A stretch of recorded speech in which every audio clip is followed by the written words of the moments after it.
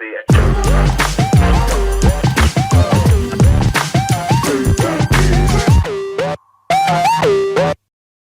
Hello, everyone. Welcome to the House of ZK Radio, which is a focused podcast and media channel exploring everything ZK, zero knowledge, from its fundamental principles to the latest advancements in the industry.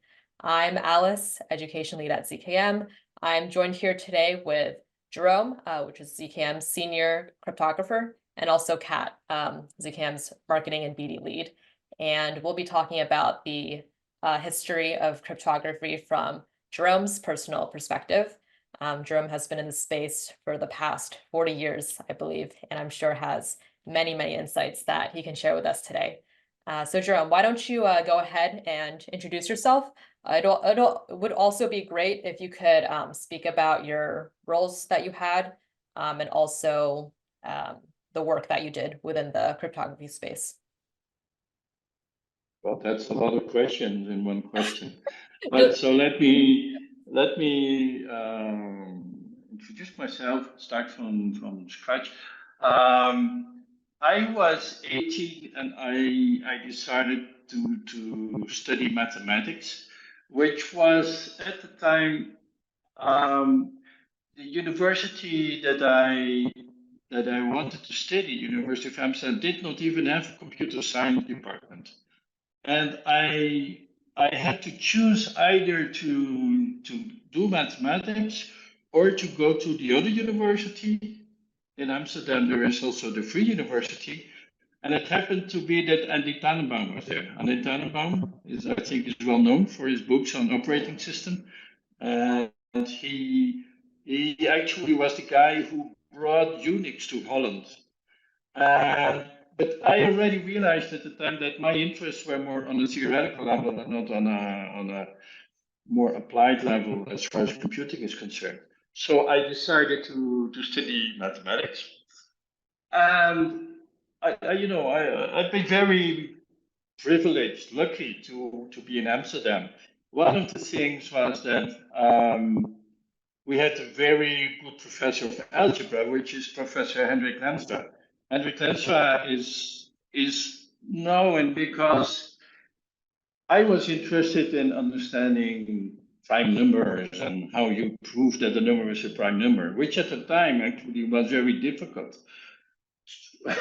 It's sort of hard to imagine the lack of technical environment that we had at the time. In order to see if a number was a prime number, I had to go to the library, pick up a big table, which is a book called Abramovich and Stegen, which was it's like 6 centimeters, 2 inches thick book with tables, and you only had the prime numbers listed up to, I don't know, 10,000 or 100,000, and that was it.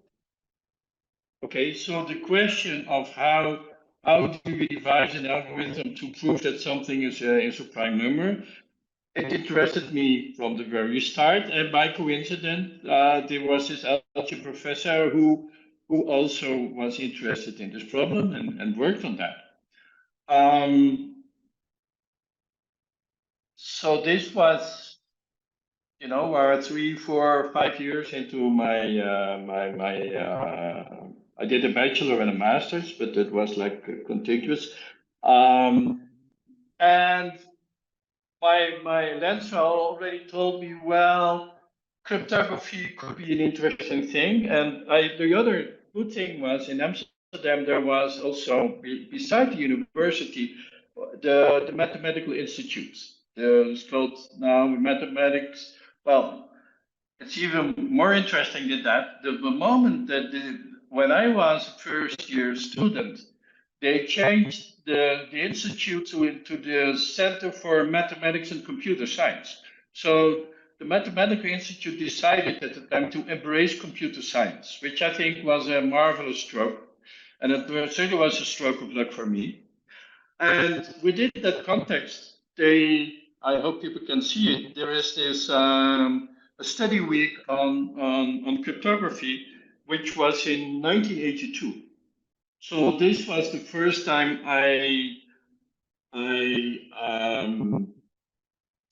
I dedicated 1 week in the study of cryptography. I remember that I got a recommendation letter from my professor, so that I didn't have to pay the full fee. I think it was for students it had to be free, but you needed a letter from your professor. So I regard that sort of as the beginning of my career in cryptography. RSA had been discovered 2 or 3 years earlier. And I remember my professor, who was a theoretical mathematician, he was like, "Well, it's very interesting that this purest form of number theory suddenly has its application in the field of cryptography." So this was how things started. Then around the same time, I think it was in 1981, David Shawn, he moved to Holland. He was in Holland. That was an interesting motivation because at the time the NSA thought that they would be able to control all research in cryptography because from their perspective, um, cryptography had always been a military thing, and they didn't want civilians to be involved in it. They didn't like that. So they were asking at the time. They were also asking that people, if they have important results, that they would send them to the NSA first, and then wait 3 or 6 months, or maybe never, to get permission to publish it. And this was the reason, I think, that IACR, the International Association of Cryptographic Research, was founded. And so this was including David Chaum, Ron Rivest was in it, Whitfield Diffie was in it, Tom Burson was in it. And though maybe I'm forgetting people, I don't know exactly.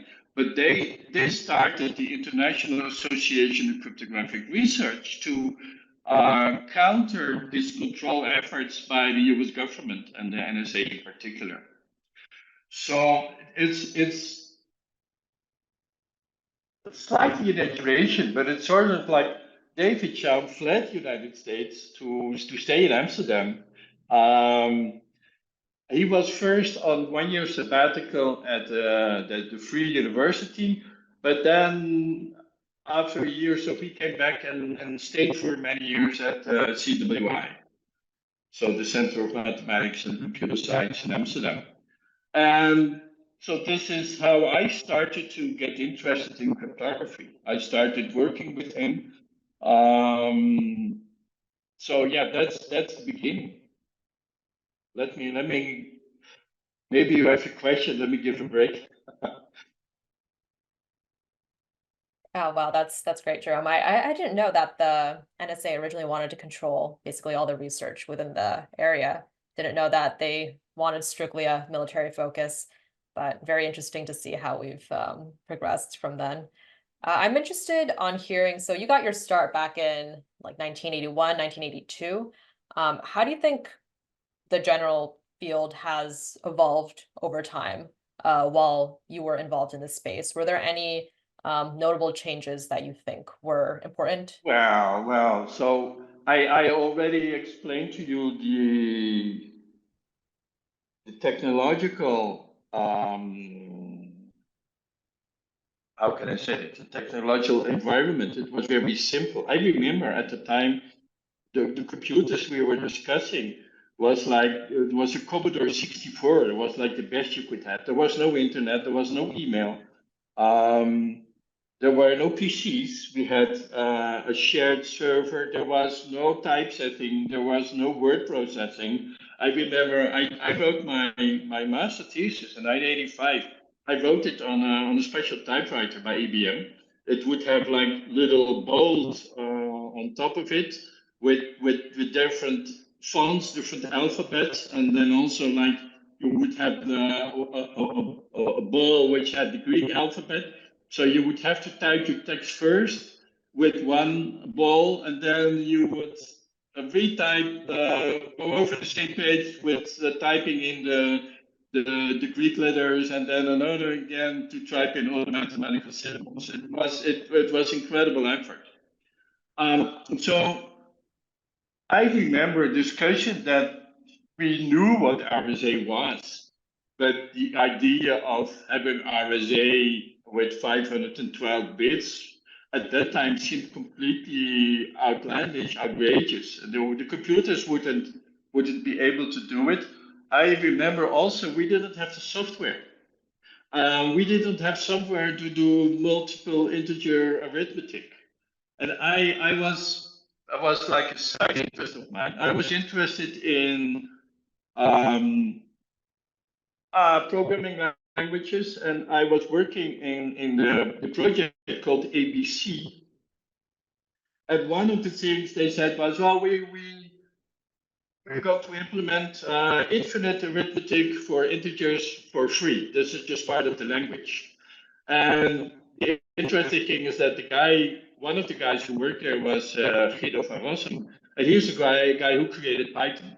And so in Python now you have unlimited integer arithmetic for free, and this is one of the main reasons I use Python every day. If I have to do some computation, that is what I use. So I think the big surprise was, I mean, crypto at that time was something for, I always, in my class, I say it was always for the military or for spies or for lovers. No, I forgot the diplomats, I'm sorry. The lovers is the fourth one.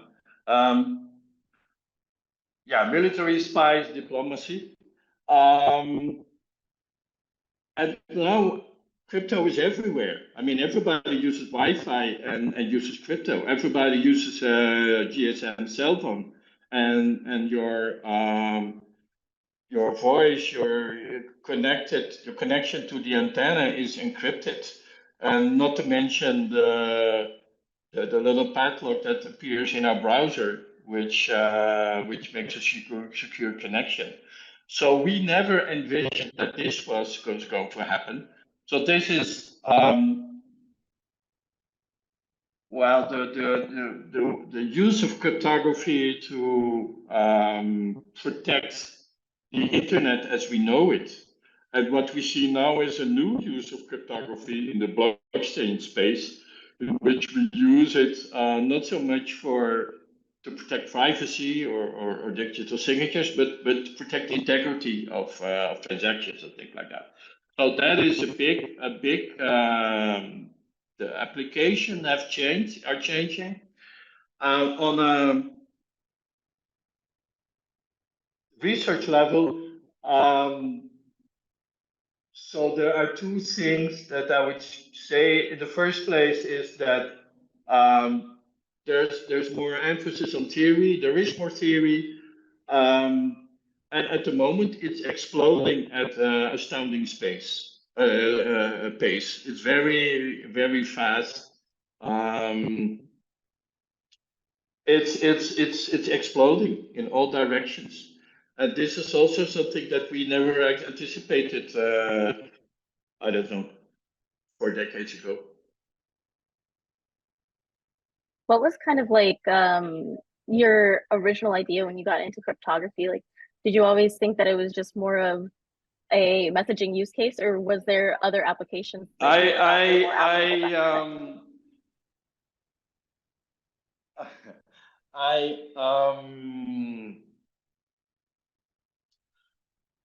I never wanted to apply cryptography for military purposes. Actually, there's this. I had to go to the military, but I went to this procedure to become a conscientious objectioner, and my luck was that I could do the research with David Chaum as an alternative to my military service. So what like research was considered um, like a good thing for society. So I could do research instead of going to the military. My motivation has always been privacy. Using cryptography to protect privacy. This has always been my motivation. And for you said it started in like 1982-ish, right? Uh, was the idea of the internet already around? And like, kind of what was your thought process Internet? Mhm. No, the internet appeared in 94, 95, 96.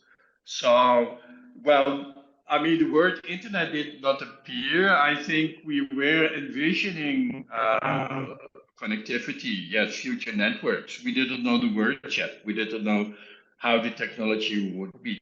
I think we envisioned that part. Um, what me surprised me was wireless. We did not. I heard nobody talking about wireless. I mean, we had the world was wired with telephones and networks. Computer networks were starting, but wireless wasn't. It wasn't in my mind.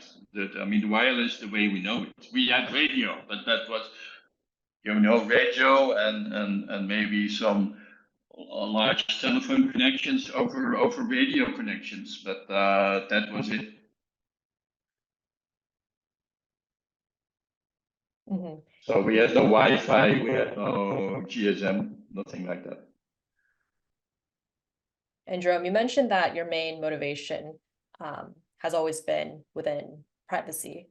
I'm wondering if you Yeah. can expand a bit for maybe our members in the audience who are not too familiar with what privacy really entails within this space, or in specific contexts, like for example, within ZK or within multi-party computation, for example.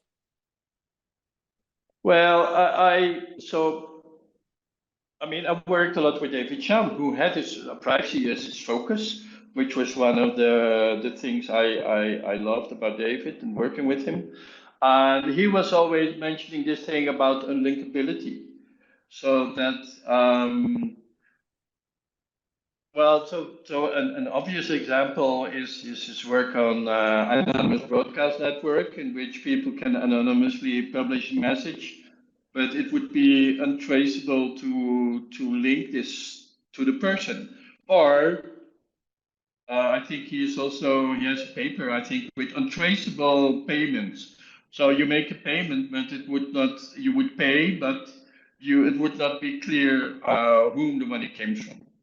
So I would say this is very akin to maybe Bitcoin, or if you want Zcash. Zcash has this in Zcash even the amount is private. In Zcash, I think the originator of the transaction, the destination of the transaction, and the amount, they are all private. They are proven in zero knowledge, but they are not. They are not public. So that is an idea of privacy. David also worked on very early on digital credentials. So it's like you want to prove that you are 18, but you don't want to show your birthday, because this is what typically happens. You have to show your ID, and your ID shows your name, it shows your birthday. Whereas the only thing that is important, the only relevant information is a binary value, whether you are 18, yes or no. So I think I think for me these are examples of privacy. Mhm. And going into, I want to go into another topic in terms of buzzwords that we're seeing in the space. So there's quite a few. Okay. I know, Jerome, you do have some reservations, at least on the ZK side. For example, a lot of projects, when they say ZK, they mean succinctness versus as opposed to privacy. But we also have these other buzzwords that quite a lot of people in the industry are using, like, for example, fully homomorphic encryption, multi-party computation.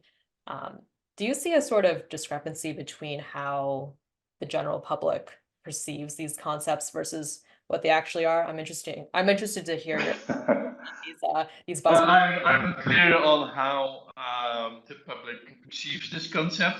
I there has this long tradition of marketeers to overstretch words. It's like you have a secure connection, let's say from my computer to the university's network. It's a secure connections.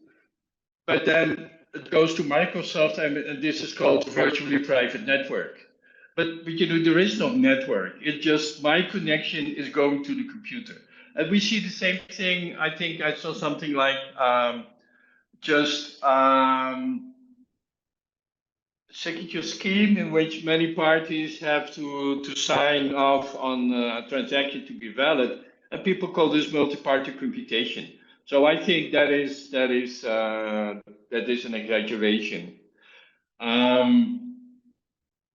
So in multi-party computation, the idea is that you have like party one has input x1, party two has input x2, and party n has input xn, and you just want to compute y, which is a function of all these x's, and that's the idea of multi-party computation.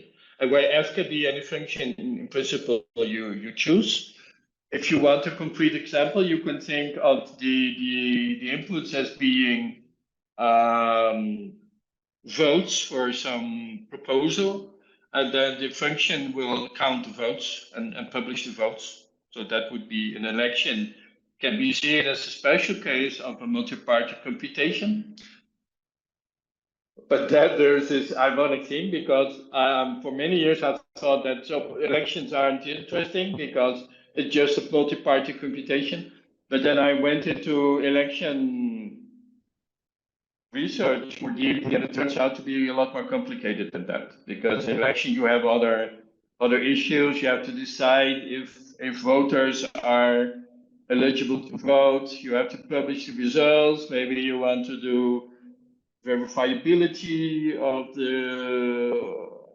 the tally. So things get much more complicated than that.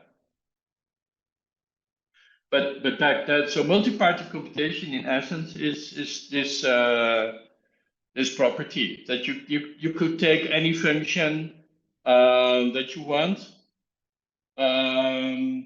with any number of participants, and you can compute the results. You can even make it such that the result actually is given in private to each of the parties.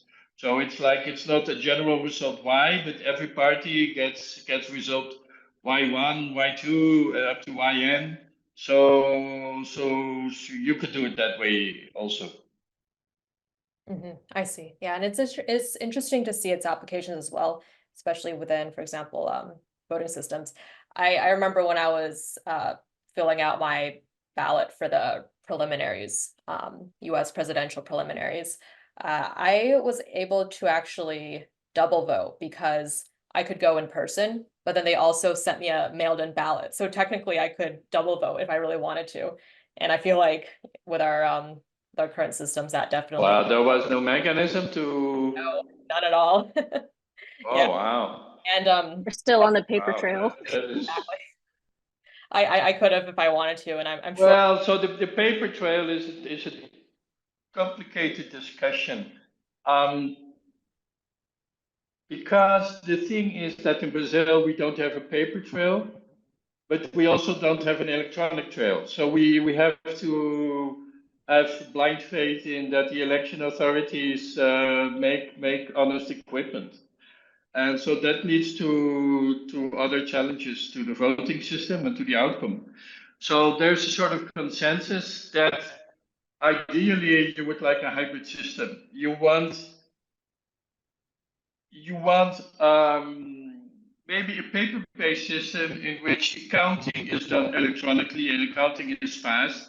But if you want to audit, you still have a paper trail that you can recount, and you can recount it on physical objects and not on bits that live in some memory on some computer or whatever. So this is the current consensus. It makes it seems more complicated, but that's probably it. I have a book and I have a paper written on this topic. Actually, there are many, several research papers. The book is written in Portuguese, but an extract of that has been going to IEEE Privacy and Security, which is more a journal for general public. So it's not Scientific American, but along those lines. Mhm. Yeah, sounds good. Yeah, and if you have the link to that, Jerome, you can send it to Karen. Yeah, I can. We'll include it in the I'll description. look for those. Mhm. Yeah, and I'll try to read Portuguese. It's not that great. Yeah, well, this book, right? I'm never going to write a book again in my life. This book almost killed me. My hope was that I would reach a larger audience in Brazil. And actually, my silent hope was that I would be able to, the decisions here are made by the judges of the Supreme Court or of the Supreme Electoral Court. I was hoping that they would at least show some interest in this book, but I don't know. I think they consider something that's written on a PDF. They think it must be written by a hacker. I don't know. So I spent a lot of time on it. I'm not too. I think the PDF got downloaded 10,000 or 50,000 times. So I still it was worth the effort. But here in Brazil, actually, what happened? So the former president Bolsonaro is maybe along the lines of ex-President Trump. He says that all the elections are rigged and you can't trust the system.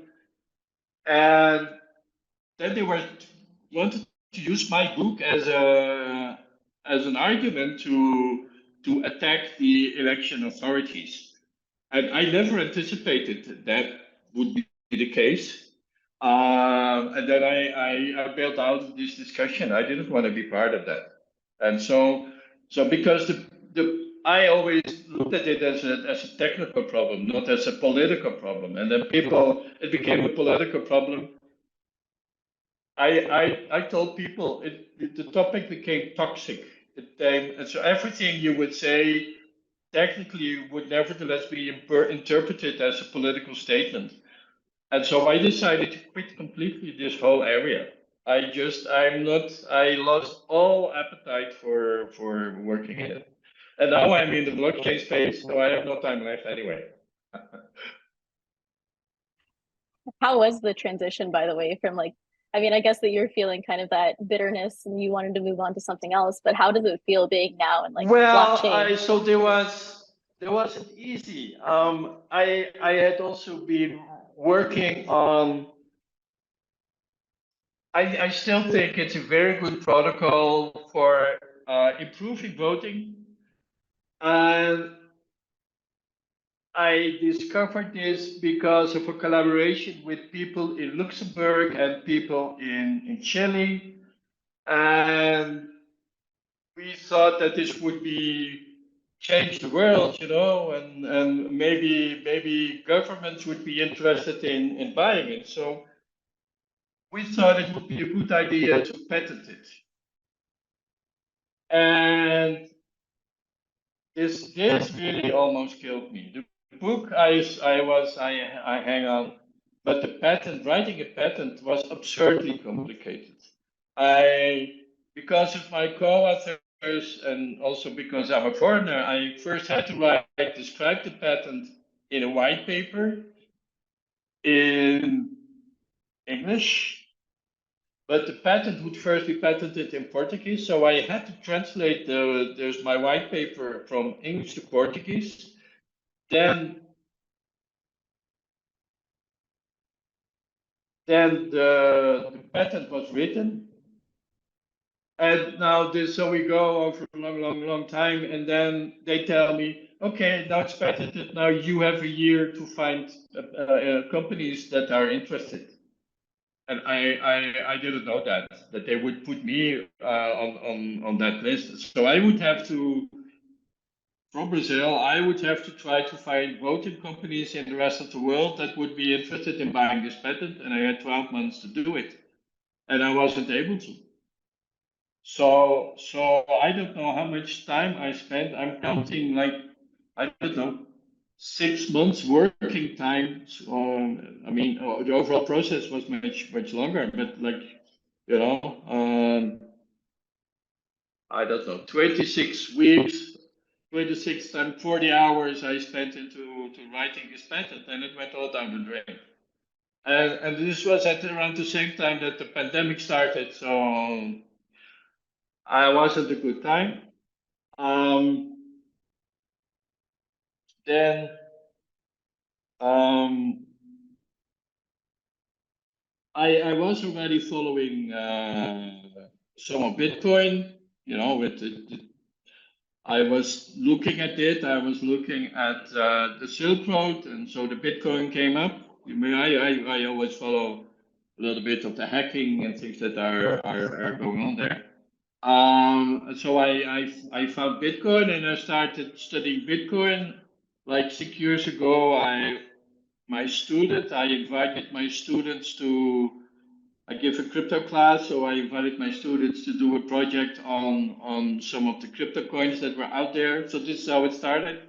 Then I decided next semester I gave the whole class. I gave it on cryptocurrencies.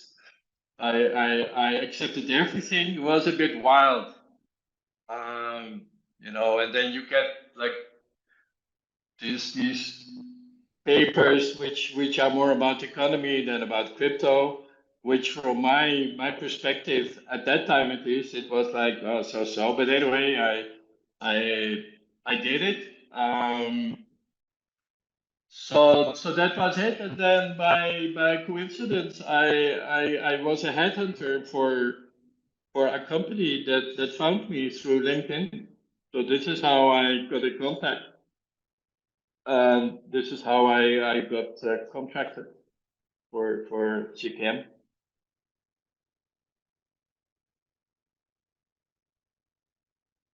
Oh, sorry, Kat. Any more questions? Were you going to go, Kat? I was I was waiting for you, Alice. I was gonna say that's awesome. I didn't know that's how you got contracted to ZKM, Jeroen. It honestly has been a pleasure working with you this whole entire time. But yeah, go ahead, Alice. Sorry. Oh, no worries at all. No worries. Yeah, it is kind of unfortunate that at least for the voting systems, it was interpreted as a political problem instead of a technical problem. And I guess when those two worlds mix, it's not very pretty. Well, so let me tell you something. It was not just a political problem. You may remember, I do remember I think it was Florida Bush-Gore election. Oh yes. And Congress, whoever, they made a terrible decision. They created HAVA, Have American Vote Act, which was a lot of money. Instead of having like, you know, I don't know, do 10 million and first do a preliminary study. No, they were giving out billions. So all these voting companies, they started to get dollar signs in their eyes, and you know the race was on to get as much money from this harbor as they could get. It was a complete apart from the political aspect, there is also, in particularly the United States, there is the companies that create voting equipment, which and the other, I think, which makes the United States so terribly complicated is that any county, I believe, in principle, in principle, county can decide what voting technology to use. Sometimes the state helps them or legislates on them. But you know, I think the United States which have more voting technology available than the rest of the world together. I don't know. I lost the count, but I think there must be, well, maybe I'm exaggerating, but I think there must be tens of voting technologies in the United States alone. Oh, interesting. Yeah, at least from the district that I'm in, I don't really see too much of it being incorporated. I mean, when I went to go vote, not only was I able to technically double vote, but they didn't even check for ID. The verifiability was not. Wow, I'm flabbergasted to hear that. I mean, I'm not Brazilian, so I don't vote. But you have to go there with your ID. They have biometric identification. It's not easy to pass on for somebody else unless you the how you call the people that run the machine, they are into it. But otherwise you there's no, it's very difficult.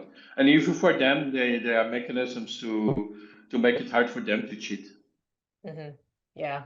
Yeah, and like in Florida, like I'm from a Hodunky County, but everything's still by paper, but you have to show up with your voter registration card with the number that matches your ID and everything. So there's that, but there's no fancy biometric way of telling who you are. I don't think that the county can afford Wow. that. Okay.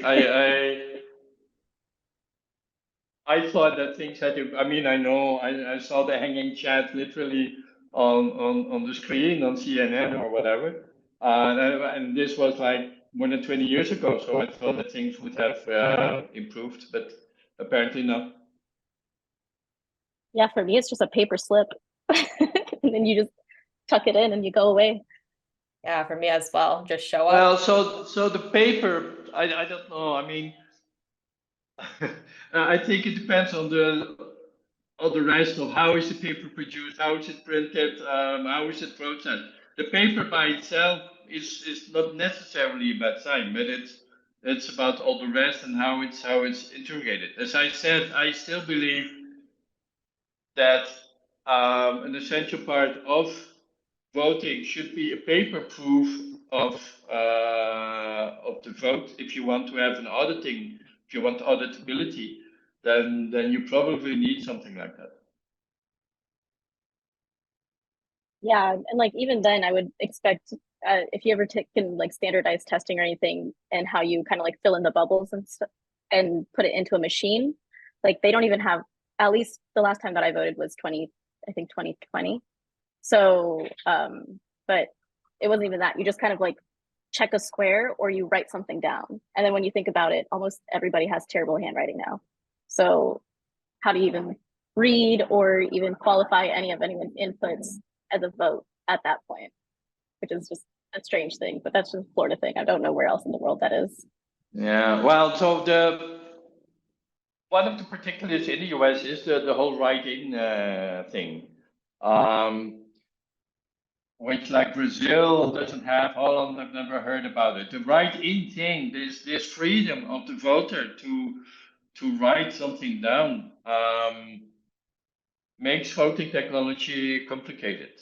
It's not easy to deal with. It can be done. Actually, the proposal I was trying to patent, I think, can deal with it elegantly. But another thing, this is a very contradictory thing.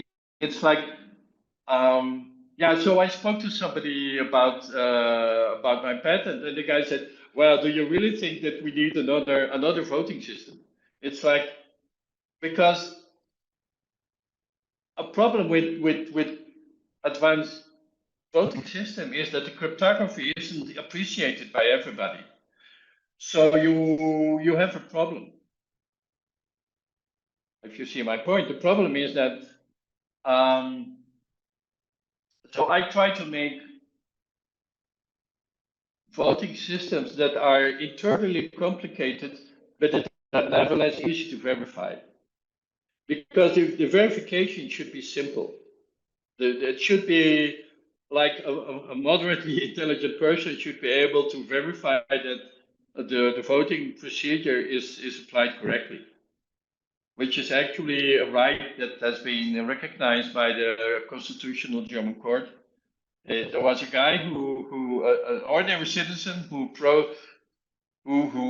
filed the case, and the result was exactly how I was saying. So that it said that any ordinary citizen should be able to verify the voting technology. The authorities could not appeal to experts. They could not hire people for an Ernst and Young who would affirm that the system was okay. That would not be acceptable. And I think that this is correct. But that's another challenge to get to design what we call publicly verifiable voting systems. So let me add to that. It's a little bit less now, but when blockchain started, I would always see these claims that yes, another huge application of blockchain will be voting. But I believe that these claims are made by people who don't really understand voting. Because if you understand voting, the thing is, in voting, we already had a kind of blockchain. Maybe not as decentralized as the current blockchains, but the idea of a secure log file in which you chain entries. The next entry is chained with a hash to the previous entry. We had that already. So we called them bulletin boards, or we called them the election website. And so I don't think that from a security perspective, there is such a big thing to gain with using blockchain, not even ZK, zero knowledge proofs. We had zero knowledge proofs, although we had them already. And we were designing zero knowledge proofs, we were designing voter protocols that were using zero knowledge proof to show that voting was tallied correctly. So that's not a big new thing, I'd say. Mm-hmm. And if you think that these voting systems may not be as as needed as an application, what other use cases do you see could be valuable with, say, using, for example, ZK or with multi-party computation? Oh, well, that's you. That's a lot of things that you put together.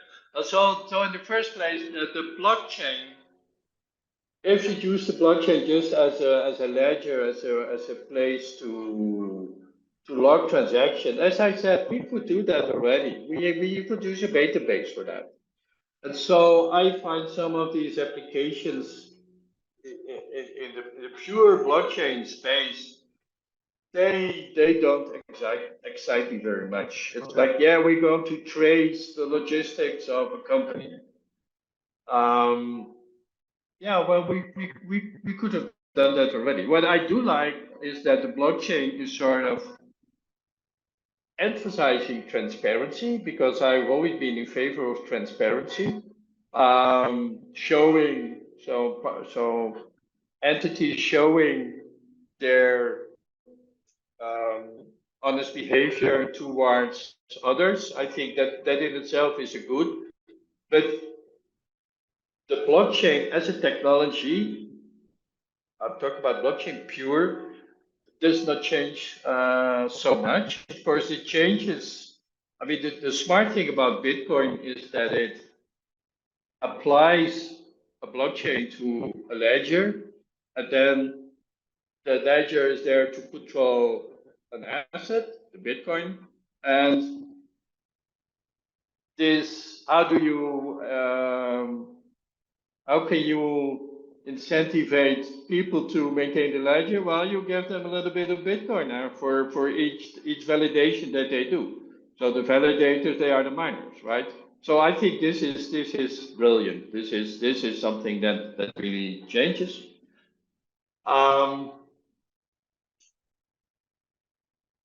Now you mentioned zero knowledge, which is ambiguous concept from a theoretical, from original perspective. Zero knowledge is a privacy definition, a specific definition of when a protocol does not leak additional information. And what I mean, the real thing that changes now is that we had to have for each specific application, you know, you do credentials, or you do voting, or you do your you want to do your text statement in zero knowledge, you would have to write a specific application for that. Now this is completely changing. If we get to the point, we're getting there soon, with ZKVMs, you can program that. And so the programmer just programs what he wants, and then the zero knowledge proof rolls out almost automatically. So this is interesting. This is tightly related to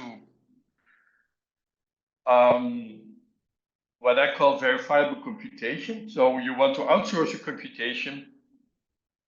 Let's say I have my cell phone and I have a huge computation to do. I outsource it to Amazon clusters, AWS. And what we agree on is this. So Amazon, they do the computation, but on top of that, they append a proof, a zero knowledge proof, that the result has been computed correctly. And now this proof, I can check it on my cell phone. The proof is also, it's succinct. So that means that it's like a light, it uses little computational resources in order to verify that the proof is correct. So this is the verifiable computation, and I see huge possibilities of verifiable computation. I actually, I don't know where to start. So many applications. I think because I think this is well, again. So somebody was mentioning the other day something about your medical data. Well, I don't remember actually the exact scenario, but I think there will be many scenarios in which a cell phone want to outsource, want to do a huge computation, which it won't be able to do on its smartphone, on the cell phone, but which can be outsourced and which can be then can be verified. Now, there is a problem there because from a privacy perspective, the cluster will see what is the computation that you are doing. So this can be, depending on the context, this can be prohibitive. Maybe you want to have a huge computation, but the input to your computation is a secret, and you don't want Amazon to see your secret. So this is exactly where homomorphic encryption comes in, because homomorphic encryption allows you to do computation on encrypted data. So you would encrypt your input, send the encrypted input to the Amazon Web Service.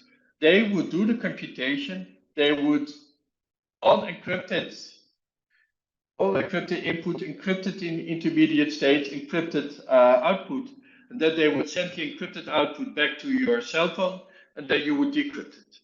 So this is the context of homomorphic or full homomorphic encryption. So the distinction is there that homomorphic encryption is like a simplified case. There are specific instances in which we can do operations on encrypted data.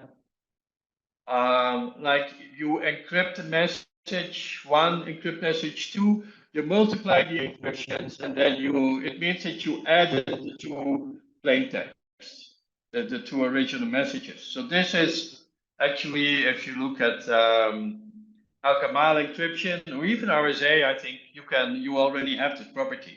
So the fully homomorphic thing is that you can do multiplication and addition at the same time. And you want that because for multiplication you can implement an AND gate, and addition you can implement an OR gate, and that would give you all flexibility to implement Boolean circuits. So that's the thing about homomorphic encryption. Now, the downside of this is that you have to translate each computation into a Boolean or arithmetic circuit. These circuits are huge, so if from a practical perspective, these protocols, they are still not very efficient, I believe. I don't know the exact figures, but I think there are still I don't know, maybe a factor of 1,000,000 slowdown if you want to do homomorphic encryption. So this is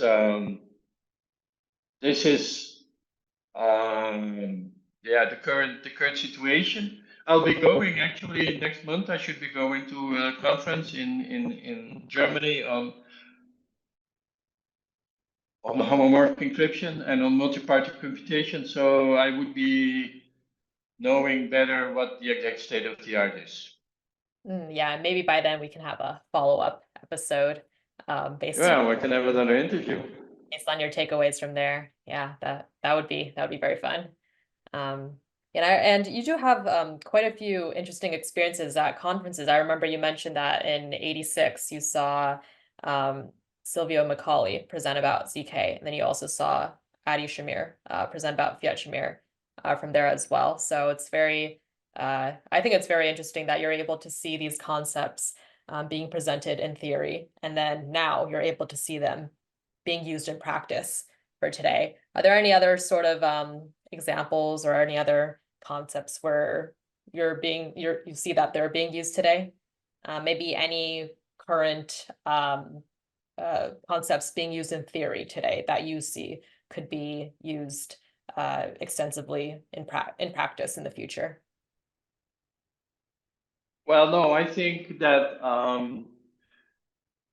I think there's a huge focus on succinct proofs and on zero knowledge proofs at the time, at this time. I sometimes think that maybe the emphasis on zero knowledge proof is slightly exaggerated. I don't know. Because one of the things that I'm thinking is that even if zero knowledge works, so the zero knowledge slowdown at the moment for making a proof is like almost a factor of 500,000 or a million. So that means that what happens is this. So you run a computation on your computer, but this reflects maybe a billion of instructions, and for each of these instructions we need to produce a polynomial and whatnot. And so this is actually slow. So, and we can hope that this gap will go down. Maybe let's say the gap will go down to a slowdown of 1,000. So that would be, I think, would be tremendous progress compared to the current state of art. Now that still means that if you have a computation that would take in practice 1 second, that means that if you want to have a ZK proof for it, you need 1,000 seconds. So that may be unacceptable in some cases. 1,000 seconds, that's 20 minutes or so. So there will always be this gap. So we still need to think about ways to prove things, maybe not in zero knowledge, maybe other ways, or maybe we still have to stuck in some cases with optimistic rollups. I don't know. Well, I mean, optimistic rollups or I mean, you apply the same. I mean, the rollups are specifically for financial applications, right? But you could use the optimistic challenge mechanism maybe in other contexts as well. So this is one of my research topics that I'm looking into is can we do something different? Because we will always have to pay a huge penalty to do something in zero knowledge. And there may be situations in which this this penalty is not affordable. So this is one thing that I'm looking at. I think we're going to see in the next few years. I think the homomorphic encryption is going to be faster and faster. It's going to be more important, and maybe if there there's a lot of money in zero knowledge research at the moment. Maybe 3 or 5 years from now, it will all be on homomorphic encryption, and so maybe we can see fast progress on that. The multi-party computation is I frankly see it somewhat different because I'm just picking this up at the spot, but I believe that the economic incentive for multi-party computation is not as strong as for zero knowledge proofs, succinct proofs, verifiable computation, or homomorphic encryption. I mean, in what situation, daily situation, you need multi-party computation? It's not. I mean, there's I always made a very big distinction about multi-party computation and two-party computation. So two-party computation is a special case, obviously, of multi-party computation.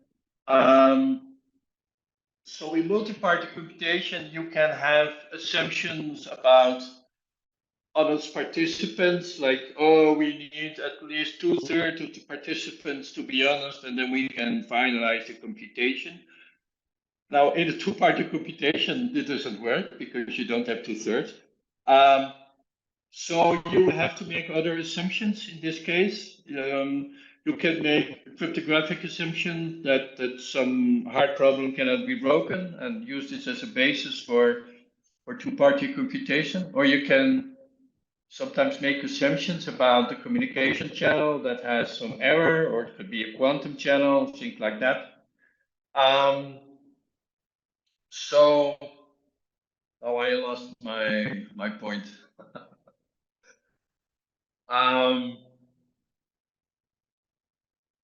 Yeah, oh, I was talking about the distinction. So I think that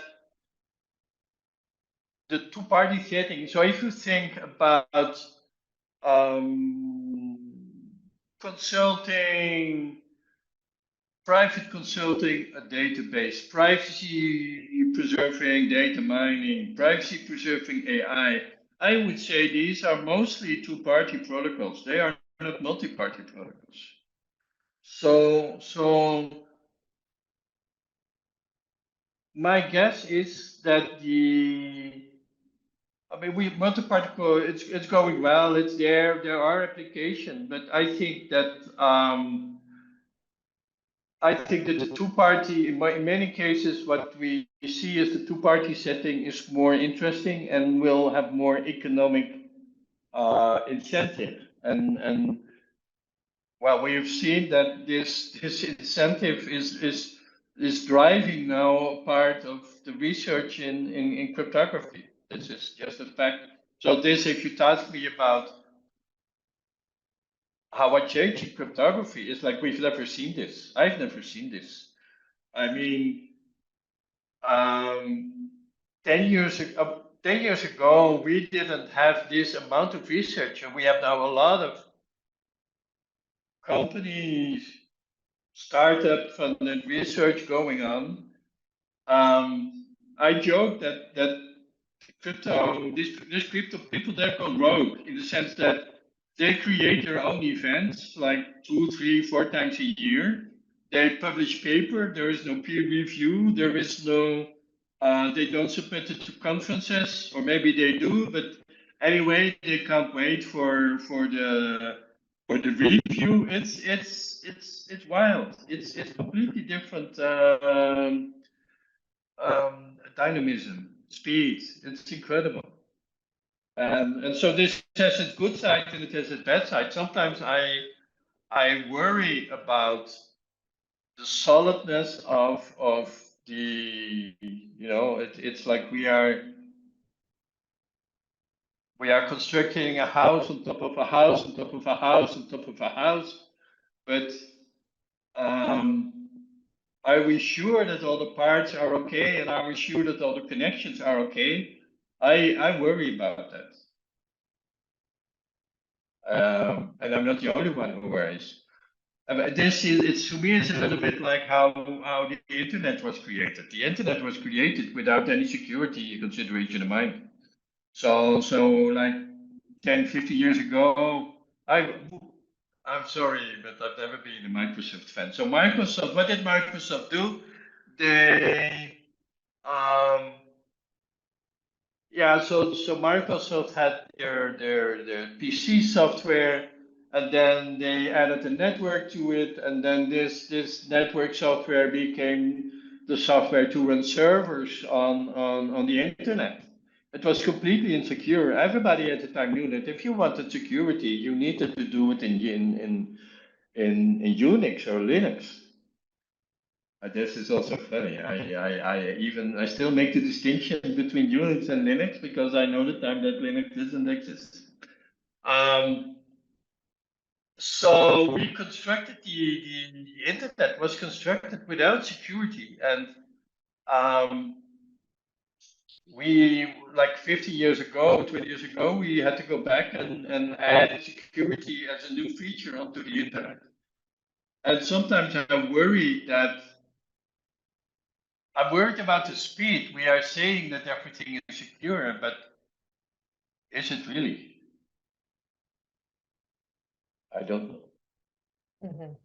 And on this topic of security considerations, I'm also interested in hearing your take about this, but do you personally believe that quantum computing will pose a realistic threat? Oh, I'm glad you asked this question. Yeah, because No, I don't believe it. So let me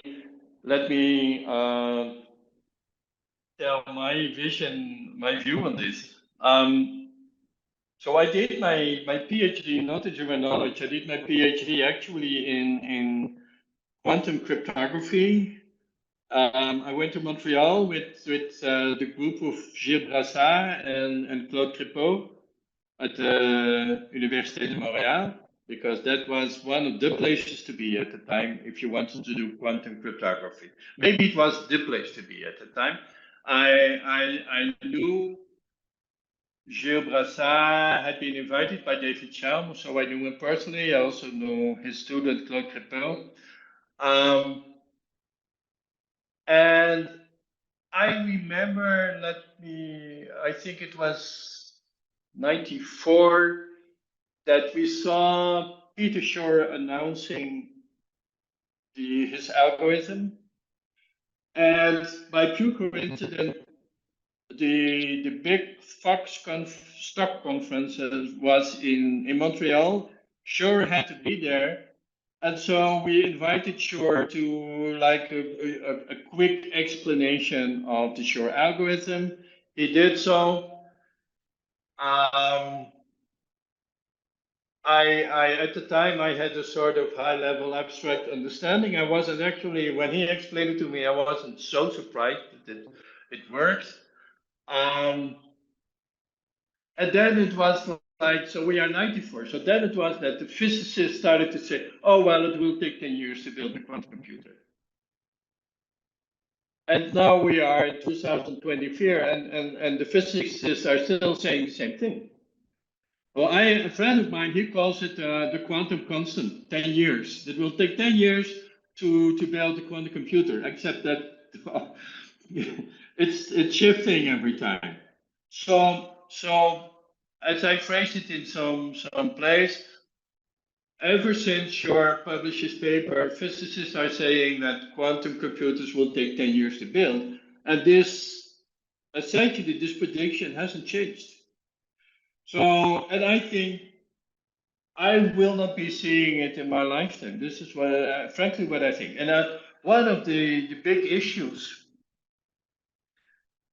is called quantum decoherence, which you can call also like a noise. What happens is that you can create quantum states on a, well, I don't know, ion traps or whatever you have. But the problem is that it's very, and you need to have, it's not just one quantum state, you need to have entangled states. So you, let's say that you need, for a computation, maybe you need at least 1024 qubits, but these qubits, they need to be entangled among each other. And so you need to have a system that is able to maintain this entanglement in place for a sufficient amount of time.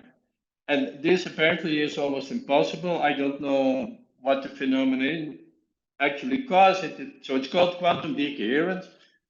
Um, so it's like they can maintain this state for nanoseconds, but after yeah, so you need nanoseconds. You need computation. So you need to do uniform operations on these qubits, and but before you can do all the computations, all the operations, your the entanglement between the quantum qubits has already gone away. It has already suffered decoherence. So I think this is a theoretical problem. I'm not a physicist. I read there is a interesting paper on IEEE spectrum, which is called "The Case Against Quantum Computing," which is from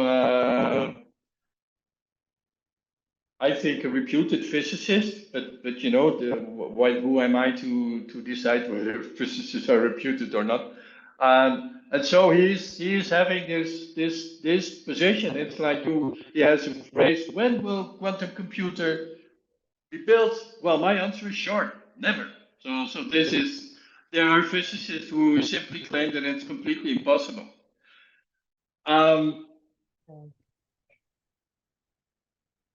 So well, I actually I have like a sort of conspiracy theory for this. I sometimes believe that this is a way for physicists to justify their research funds and to get funding for their research from the governments. I I'm completely flabbergasted by the fact that in Waterloo, Canada, and in Delft, Holland, we have these institutes for quantum software development and what have you. And as far as I'm concerned, this is still about air. There is no quantum computer at the time. So what are these people all doing? I frankly don't know. But I'm not alone. There's this Sabine, what's her name? There's a German physicist who has her videos on YouTube on these issues, and she also says her opinion is also that quantum computing is not going to happen. Yeah, definitely. So, but anyway, yeah. So, well, I don't know. For me, as an individual, it's very easy to have this position. Now, if you are a government, maybe you think, well, maybe if there's a 1 in a million chance that it is going to happen, I want to know it. I want to be on top of it. So I also read there was this,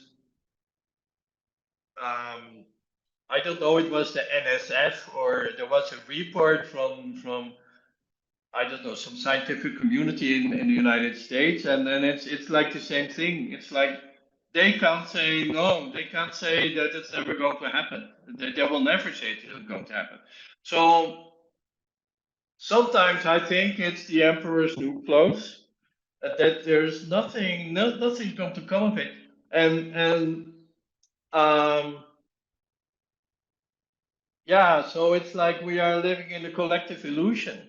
So the other day, 2 days ago, I switch on my phone, I slide to the wrong side, and you see this paper about quantum teleportation, and it's about BBM study.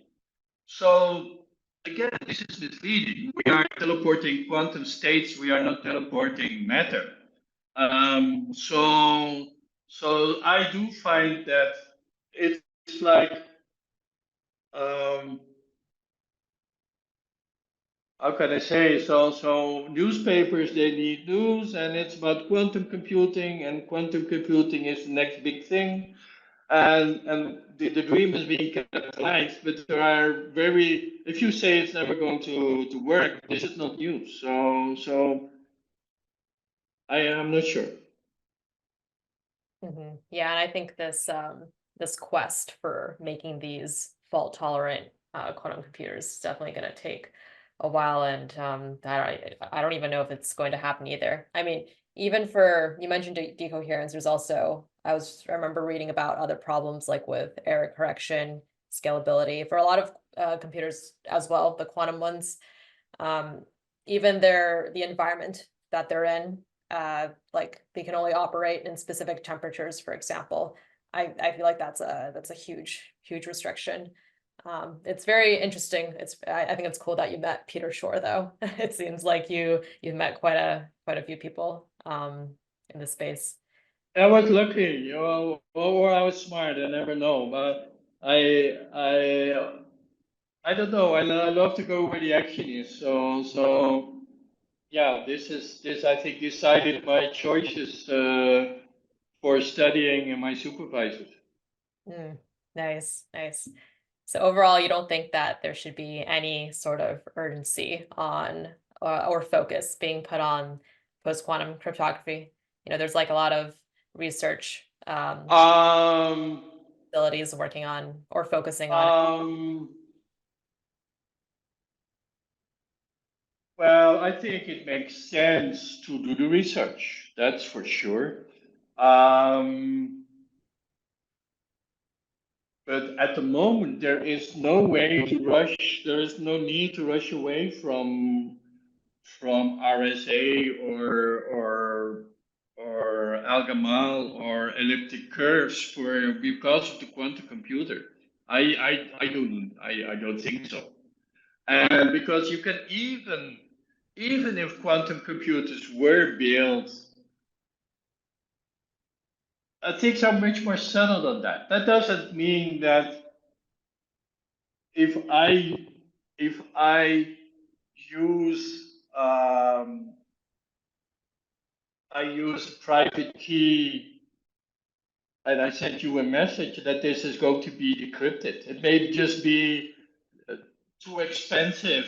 Maybe we can do it in theory, but we can't do it in practice. Another thing is that in order for cryptography to work, it's sufficient to have a gap between um, the effort to encrypt something and the effort to decrypt something. So as long as you can encrypt in a reasonable amount of time, while you cannot decrypt in a reasonable amount of time, you're safe. So maybe you could scale up the I don't know, the field size of your elliptic curve, and it would still be out of reach even for a quantum computer. I mean, these things are not. It's not like, oh, we have a polynomial time algorithm to break this elliptic curves. Yeah, well, okay, so we're going to increase the parameters. Is it still feasible? Is it still economical? Maybe not. It's much more complicated. People make it a black and white thing, and it's not at all actually. Definitely gray area to consider. All right. Well, I think that's all for today, Kat. If you have any questions, any last questions, I'm all set. But thank you, Jeroen, for joining today. And also thank you everyone in the audience for listening in. If you have any questions at all, let us know, and then perhaps we can do a follow-up episode after this one. But overall, thank you, Jeroen, for joining us. And yeah, we'll see you next time.